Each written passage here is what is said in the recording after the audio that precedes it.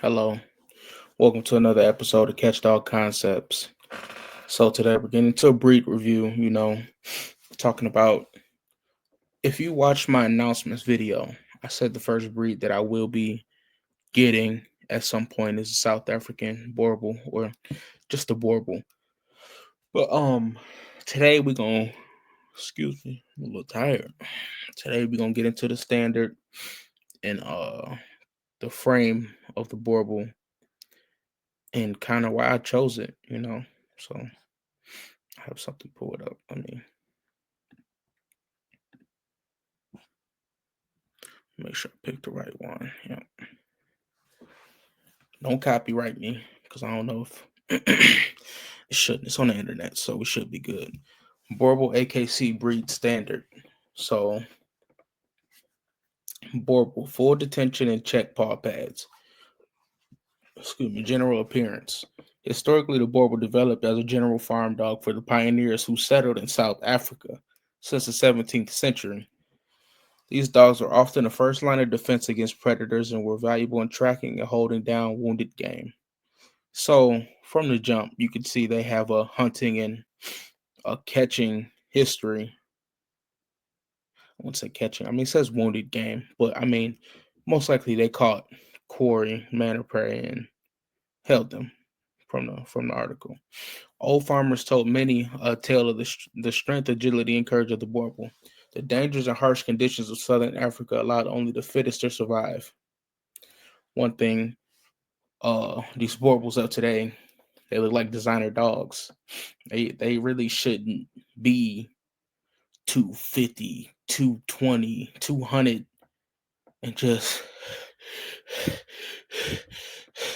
and I've said this multiple times about a lot of different breeds on my page. So I mean, oh sorry. So yeah, I've said it multiple times about multiple breeds, which is sad to say that I've had to say that many times about so many different breeds, but that's just where we're at as of today as a society in the dog community. Um, so let's get back to this. The protective character of the Boerboel is today still evident and is much sought after, as is the calm, stable, and confident composure of the breed. Another reason why I chose them. I mean, we're not going. I mean, I can get into it just to talk about it as we read. But yeah, I mean, when you get a protection dog, sorry, excuse me, long day at work. Get into these larger dogs, just a guard dog, or building a you want to build on top of a dog because the Boerboel will be my base for my performance mastiff program as well as the band dog program. But just having proper discernment, understanding that a child is not a threat or some people aren't a threat, you know what I mean? That's key for any guard dog or protection dog. And definitely a good trait to withhold inside of a program in a breed or a dog that you're trying to breed or a final project, if have you, if you will. So says the origin and purpose of the breed should be understood in order to preserve the unique identity and the qualities of the breed. Excuse me, I'm sorry once again. Oh my goodness. Most of these recordings I do right after work. Well, not right after, but a couple hours after work or after I got off of work. So I'm sorry if I yawned a lot. Please forgive me. It says the origin and purpose of the boerboel should be understood in order to preserve the unique identity and qualities of the breed as a South African developed mastiff type. Conformation, functional efficiency, and mentality are equally important in evaluation of the boerboel as a whole. Says the boerboel is a large dog that is strong, confident, and muscular in appearance with powerful, free-flowing movement. See what I mean? We're supposed to have a dog that can be able to do what it wants, move like that, uh, you know, and I'm gonna have a guest on real soon. I'm not gonna say his name because I want to surprise y'all. But it's countless times I watched him in an interview his dogs is jumping fences. So, I mean, we just got to understand where these dogs are at now and where they should be, and how we can get them to that. Because I won't say back to that, because there was trash dogs back then too, but a lot of them looked different back then. Some were better, some were at where they're at now, and some might have been worse. But I mean, we have to get to a point of what this says, and we have to choose the right dogs and understand how to pick the right ones. You know what I mean? So, sorry once again. Oh my god. Oh, I need to. Oh boy, and then I'm about to be up for 3-4 hours on the Dog God, aka the Coaches Live. Y'all pray for me. Um, so let's get back to this. The Boerboel is a large. No, I read that. When observing a Boerboel at play or work, standing or moving, it should show strength, suppleness, nimbleness, and agility. Period. Size: the preferred height for dogs 24 to 27 inches. Bitches 22 to 25 inches. Proportion, balance, proportion, and sound movement are of utmost importance, more so than size. The body should have a greater total length than the total height, and the relation sternum no the relation excuse me relation between the length and height should ideally be 10 to 9. Let the body is measured pro sternum to farthest point of rump. Height is measured from the top of the shoulder blade to the ground. Depth of the chest reaches down to the point of the elbow, which is approximately half the total height at the withers. Um, so it's really just getting into the uh the frame and like what it should be. You know, we got this all. It says chest to elbow, which is approximately half height of dog. Okay. And I don't know if I'm gonna get a handler or excuse me, I'm sorry. Oh my god. I want to get like an AKC judge on here. We ain't that famous yet. I mean, we're growing, but I want to say again, I appreciate everybody subscribing and supporting. One thing I'm gonna say with this, because I just ran into this issue today. All support isn't good support. Whether it's your father, your mother, your brother, your sister, just I mean, certain comments and stuff like that. I don't want to say you don't want to be associated with that person, but it's a time and a place for certain things. And when you're building a brand, because that's kind of what I'm doing, I'm building a foundation of knowledge, a foundation of connections, and a foundation of bringing people together, but also building a brand. Because when people see me, they're going to know Catch Dog Concepts. Because my face right now, you can see my face. My face is on this. And somebody I might be real close with, like I said, father, mother, brother, sister, they might comment or say something that might be in a good spirit, or it might be something supportive, but it might be too much for social media or for what I want on my page. You know what I mean? So um just be wary of who you have on your page, who you have on your show when you record, uh and just be careful, because that person that might have said something, when somebody comes for you or doesn't like how you what's being said on your page, comes for you, that person's not going to be there with you. That person's not going to help you gain back those subscribers that you might have lost, or those supporters that you might have lost. And they're not going to help you build this channel or whatever you're doing back up. So just take into account what's being said on your page, because at the end of the day, it's your page, and what you want said on there is what you want said on there. So don't let anybody tell you. Don't be. And I love white people. Have white people in my family. So when I say this, I don't mean no type of disrespect, no form of trying to be funny, but us darker people, we have the stigma. Oh, he's talking. He's trying to be a white like a white person. He's trying to he's putting on the act. No, there's a time and a place for everything, and there's a time and a place to be childish, and there's a time and a place, excuse me, to be professional and be an adult. And like I said, I'm building this brand. I don't have time to play, especially when I'm spending, I don't know, 3 hours, 2 hours every interview, an hour every video, or 2 hours every video. And don't get me wrong, I love doing it, but I'm not gonna let nobody take nothing away from me that I built myself, especially somebody that I know. So just make sure everybody respects what you do, because if they don't, it's whatever. Don't talk to them about your page, or don't ask them to support you, or don't let them feel like you need their support. Period. But let's get back to this dog talk. I'm sorry.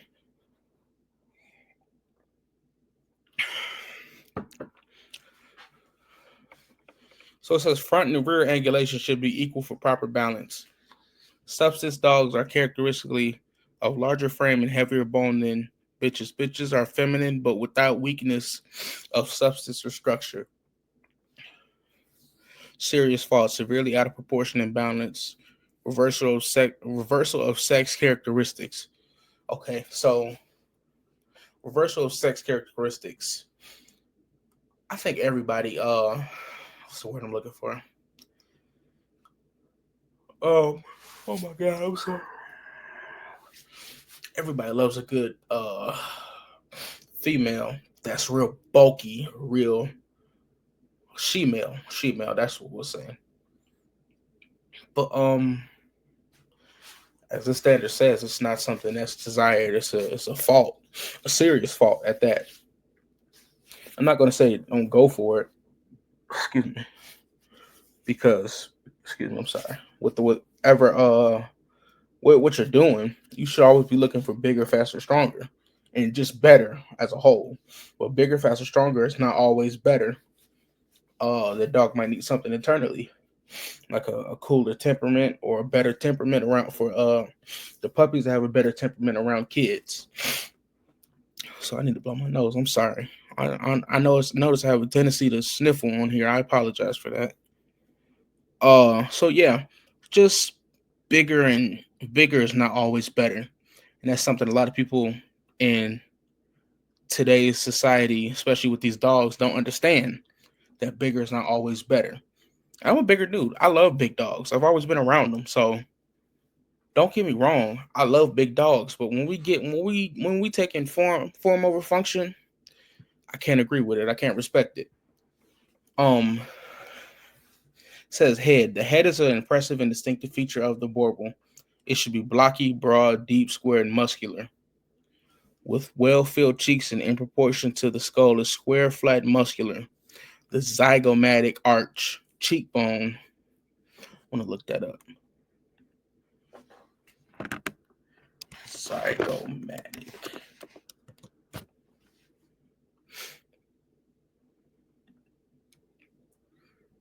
Okay, so it says refers to the cheekbone, also known as the malar bone. This paired, irregular bone located on the upper lateral portion of the face. Okay, so let's stop sharing that. Share this tab instead. All right. The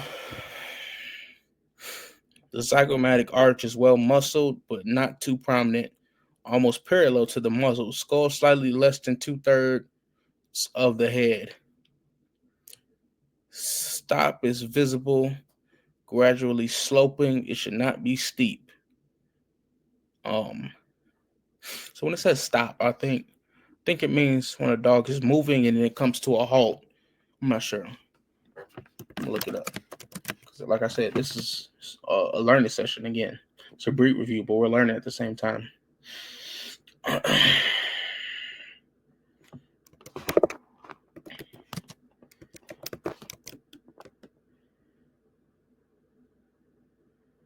The indentation between the muzzle and the skull, and the angle change between the skull and the nasal bone.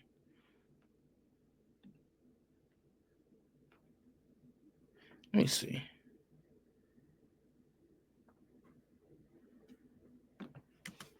Let's see. Structure. I spelled that wrong. Excuse me.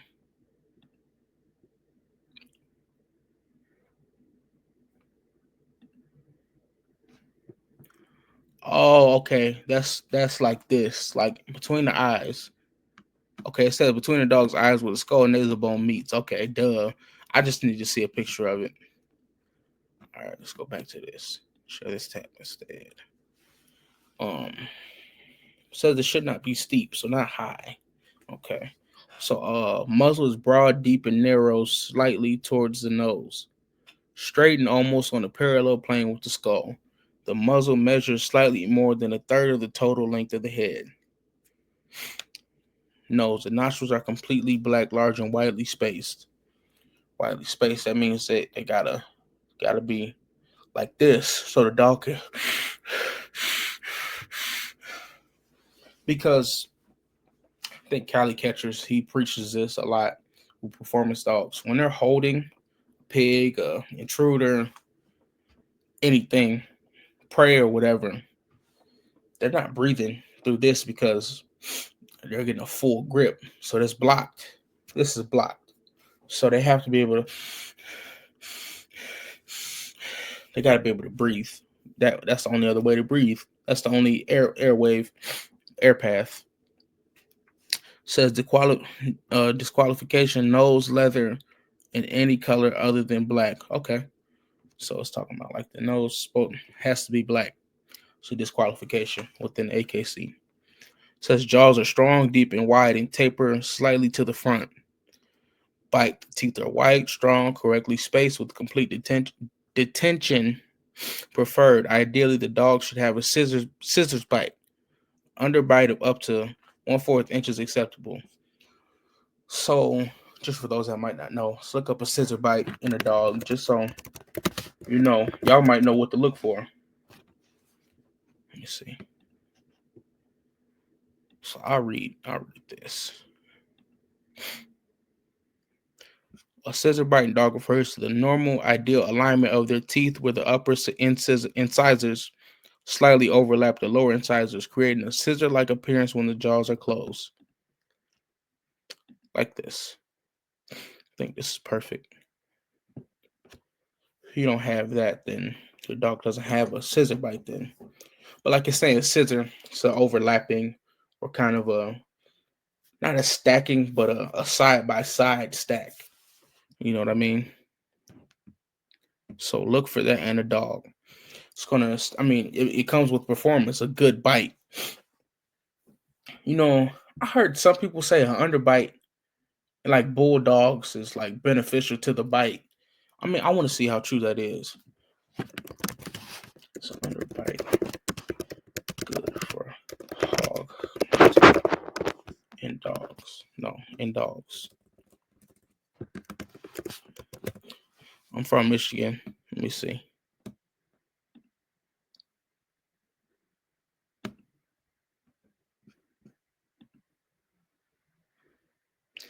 Yeah, I'm not sure. I have to have a bulldog breeder or somebody come on here to explain it better than I could. You know what I mean? Um,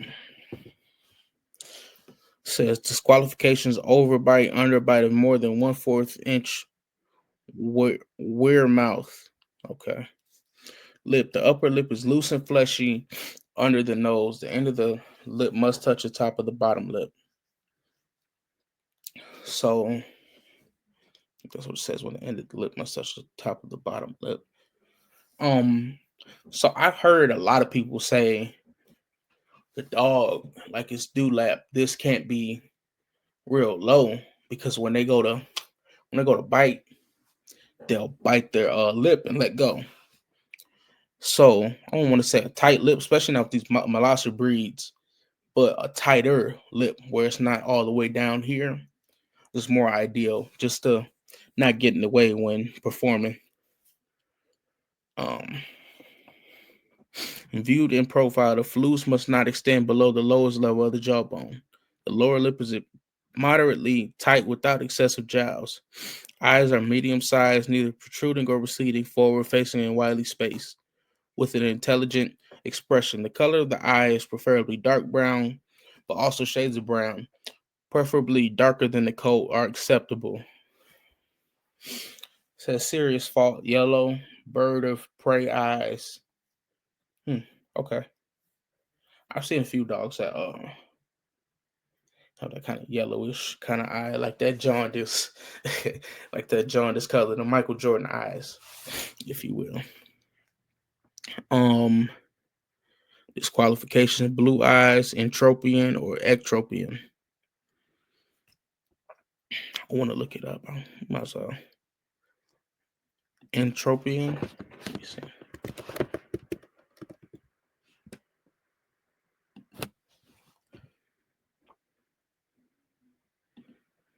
Says entropian is a condition where the eyelid rolls inward, causing the eyelashes or surrounding hair to rub against the surface of the eye. Let's see a picture of that.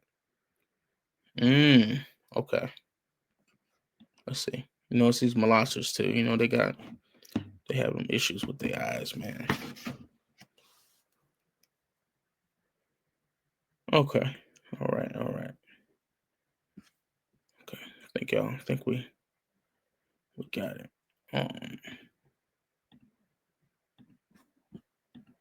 Stop sharing my screen.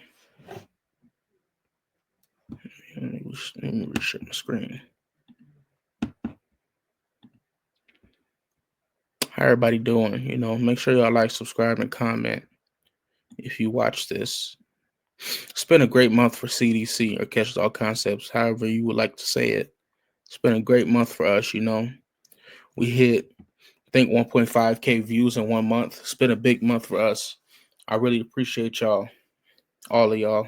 For real, it means a lot to me. Definitely makes me want to keep going. I mean, I was going to keep going no matter if I had 50, but 50 subscribers, you know. But I mean, that means a lot to me. It makes me want to keep going. We're almost at 200 subscribers right now. And I said I wanted to get to 1,000 by the end of the year. And I think we can do it. Like we're close. We got 800 more. I mean, it sounds like a lot, but with my consistency, my drive, and just my want to with this, I think it's definitely, I know it's achievable, especially through Jesus Christ, our Lord and Savior. I think he can definitely make that happen.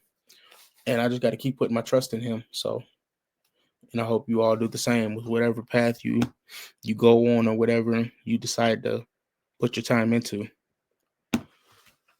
Uh the eyelids must be tight fitting with complete pigmentation, showing no structural weakness.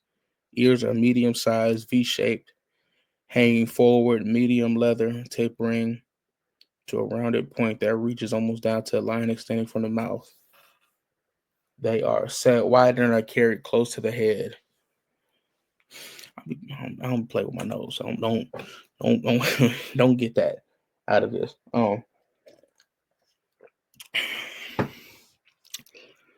Says, okay, hold on. Okay, I think we good. Says the facial expression should be intelligent and attentive. So there is a standard expression or look. I think the Presa Canario has a standard for its look too. It's supposed to be serious. It's not supposed to be all goofier. You know what I mean? It's supposed to be a serious look, like a dog about to bite me. That's just how they built. That's why I like the Presa, but it's not a dog for everybody. Luckily, mine wasn't as hot as everybody else says theirs are. You know, because he was just real high energy. And sometimes when he got older, he definitely cooled down a lot. But when he was younger, I mean, he was escaping, running the town, all of that. But that was definitely some of my fault too, because and the breeder that gave him to me. Because why would you give a Presa Canario to a 10-year-old? If I could do it again, I would. Don't get me wrong, but it's a lot of dog for somebody to handle at such a young age. Um, hmm,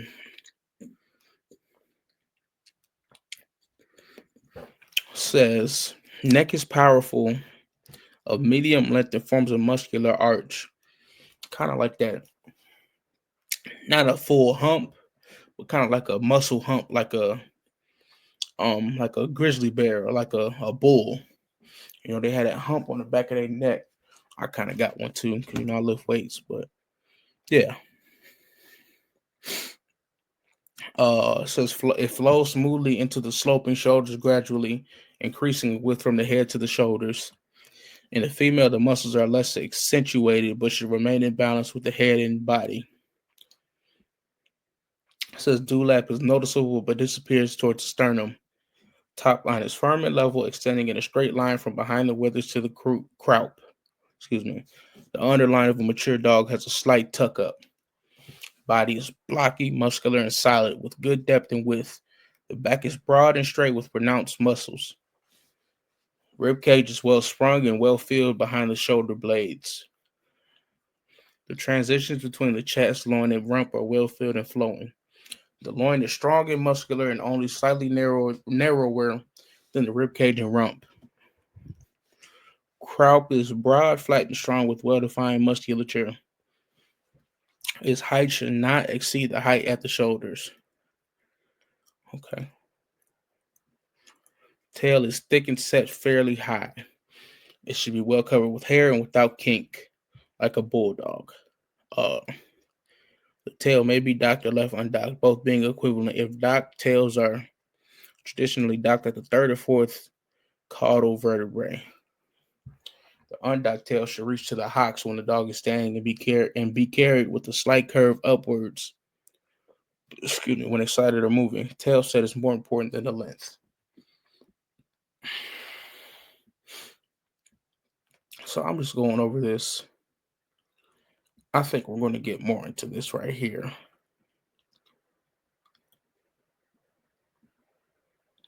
I mean, we kind of read. Yeah, we've definitely read this though. Yeah, we've read that. So we're gonna look at a little bit at the structure a little bit, just to kind of crop flat, top line level, neck medium, length and thick, bone strong. So it's definitely a bone heavy dog. Okay, so I don't know. Some people, people that really love to learn, I think they will understand this is more of the footwork when it comes to it. I mean, it's fun at some points, but you do have to get into the reading and getting down to you got to undress the whole situation to understand what it looks like, what the dog looks like, how it's put together, its form, and how it can perform at such a level. Um, I don't know. For some people, I think we could go to YouTube and just give some people an idea of the intensity of these dogs. I don't even know who this is. Come on. Other stores say quality bread has. No, Aldi, send a check. If y'all want me, send a check. Come on now. Adobe, same with you. Send a check, brother. Creative Cloud enables me to work for myself.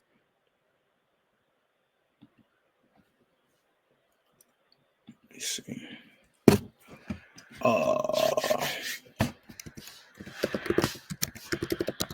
I've seen one video. Boy, it was an intruder. I think it was training, but still, the dogs was muzzled. It was something, boy. Let me see if I can find it.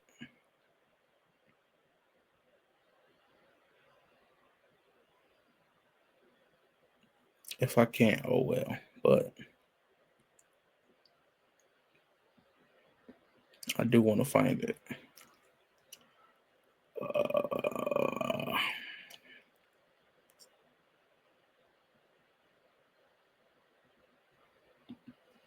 Can't find it.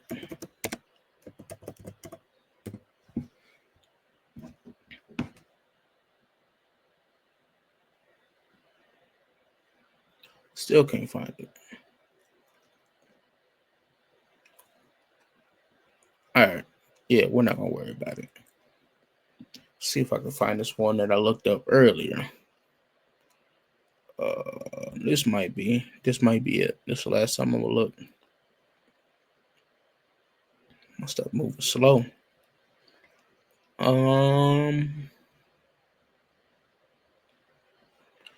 no, I can't find it. So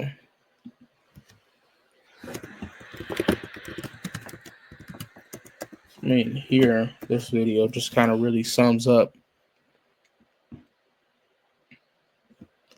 This just sums up the Boerboel as a whole.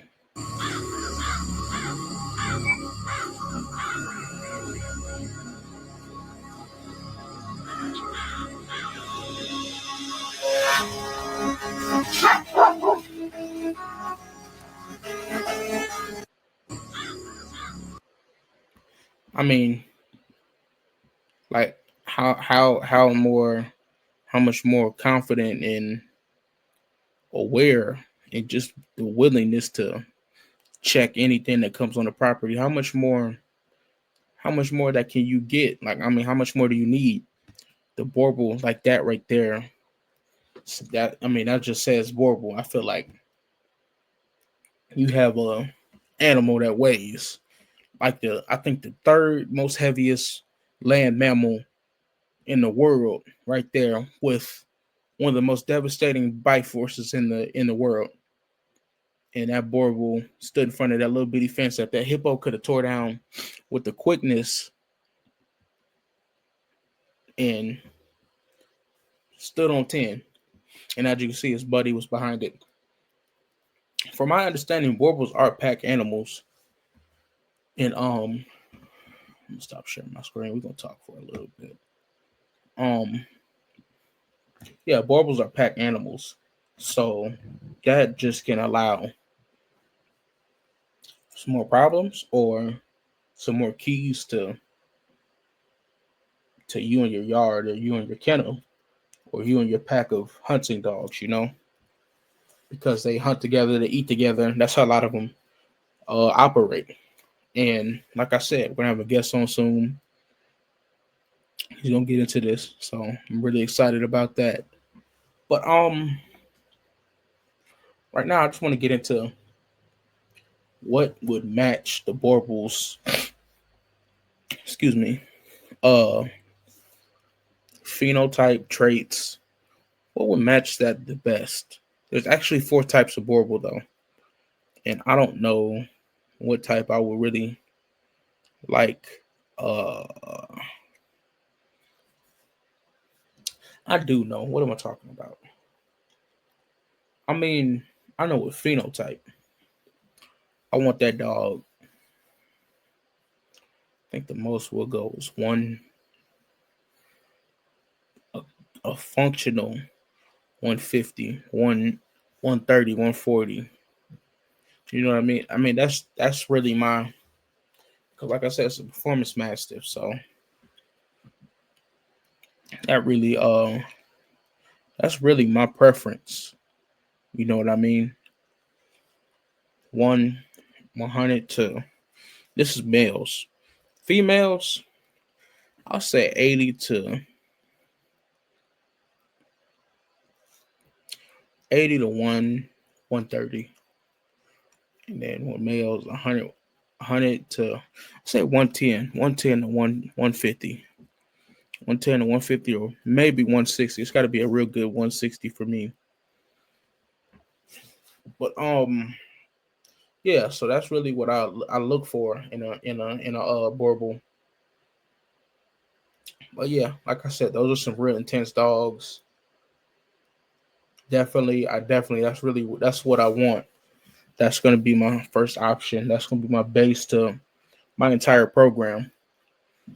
And I don't know. I want to do a presentation just on a certain candidates, or the performance mastiff program as a whole. and why I want to do it and how I want to approach it. You know what I mean? So I think we might get into that on a different episode because I just wouldn't. I don't understand right now what I would want to breed into that and what would match that well. The Boerboel isn't that tall of a dog. Um, I mean, don't get me wrong. 27 inches is tall. That's a big dog. But uh, um, I talk to a lady frequently, and she talks to a lot of big game hunters, and they say the standard for like a Boerboel's height, not a Boerboel, excuse me, for a catch dog, a good catch dog, at the least I think is 28 inches to 30,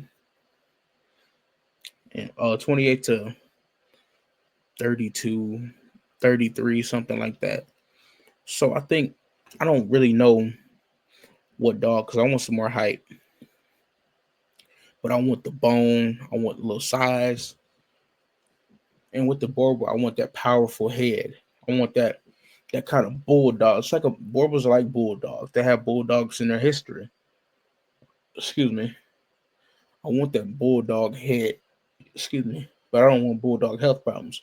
I want a Boerboel's fluidity and movement, a Boerboel's bone, Boerboel's uh, just the Boerboel's frame really. If I can get the Boerboel's frame and put it on uh 29 and 32 inch dog, that'd be great. But still maintain that size at 110 or 140. And even 110, I don't know, because this would be a home guardian, this can be a hunting dog. But I wanna build, I wanna at some point have a uh hunting mastiff that'll be mainly built for hunting. But yeah, I mean this was really, I really just wanted to go over the Boerboel and why I like them and what I wanna see from it within my program in the future. So yeah, that was really it. Uh, like I said, I kind of went on a little rant. Don't don't let nobody make your content for you. Or I mean, suggestions are always good. And I don't say this to say don't listen to anybody, and definitely don't turn away from everybody. Listen to what people have to say if you feel like they're worth your time. And when I say that, take everything and try and see the good in it, no matter if you see some bad in it, and listen to it. But yeah, don't let nobody make your picture your brand or what you're doing as something that it's not, or something that you don't want it to be. And like I said, don't let nobody tell you, oh, you need to have 20 years of experience, or you need to have somebody on there with 20 years of experience. Um, you need, do everybody on your show panel, do everybody on your show do this. I mean, just don't like understand real from fake, and understand support from somebody spectating and watching but not showing no love to you. And like I said, we don't want everybody's love, and we don't need everybody's love, because we're gonna do what we need to do no matter what. So um just understand who you are, what your content is about, what you're about, and how you can get better with or without anybody helping you. Or because don't get me wrong, I have had people help me. Joe Church, NWA County Corso has helped me. The dog guy, aka the coach, Thomas Harris, he's he's helped me too. He's embraced me. A lot of those guys, Duro Ricio, who I had on my show, he's embraced me. Young Reddy, he's embraced me. Rock Solid, he's embraced me. All those men that I salute in chat. I mean, they've just helped me out in the way. But it's only so much embracing you can do without putting your foot on the pedal and pushing the gas, and going and taking what you want, or doing what you want, or doing what you need to do and get your content on the floor.